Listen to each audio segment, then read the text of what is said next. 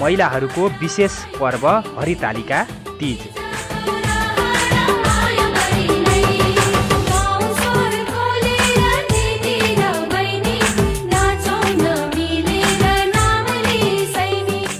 आइतबार यसै गरी देशैभर महिलाहरूले महादेवको पूजा आराधना गरी तीज मनाएका छन्।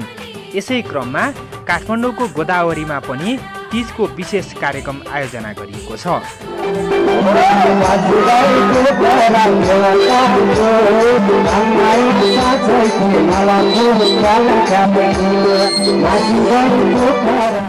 राष्ट्रका लागि युवाले आयोजना गरेको कार्यक्रममा महिलाहरू खुलेर नाचगान गरेका थिए।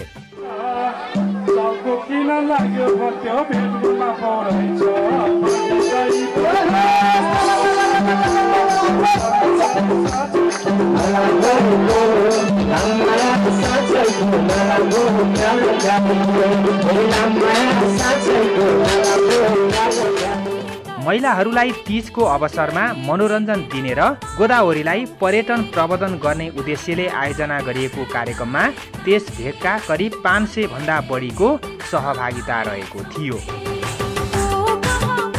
कार्यक्रममा प्रमुख अतिथि मुस्कान सेना नेपालका अध्यक्ष मुस्कान पौडेलले ज्येष्ठ नागरिकलाई 1000 नगद सहित सम्मान गर्नुभएको थियो। दयामन्ती सुनवाल, दमयन्ती सुनवाल, अर्का व्यक्तित्व हुनुहुन्छ दमयन्ती सुनवाल,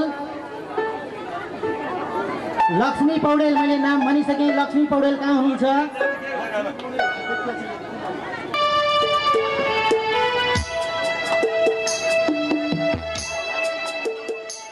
सम्मान कार्यक्रमपछि बोल्दै मुस्कान सेना नेपाल पार्टीका अध्यक्ष पौडेलले तीजको अवसरमा ज्येष्ठ नागरिकहरूलाई सम्मान गर्न पाउँदा खुसी लागेको बताउनुभयो।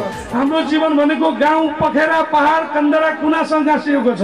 त्यसले गर्दा हामीले यो सरसफाइ अभियानमा मैले यही मञ्चबाट भन्छु राष्ट्रका लागि युवाका सम्पूर्ण मित्रहरूलाई र आमा बुवा दाजुभाइ दिदीबहिनीहरूलाई तपाईँहरूको सहयोगले नै यो गाउँ, यो बस्ती, यो नगर स्वर्ग बन्छ। पछिल्लो समयमा राष्ट्रका लागि युवाले पनि सामाजिक कार्यक्रमहरूलाई निरन्तरता दिँदै आएको छ।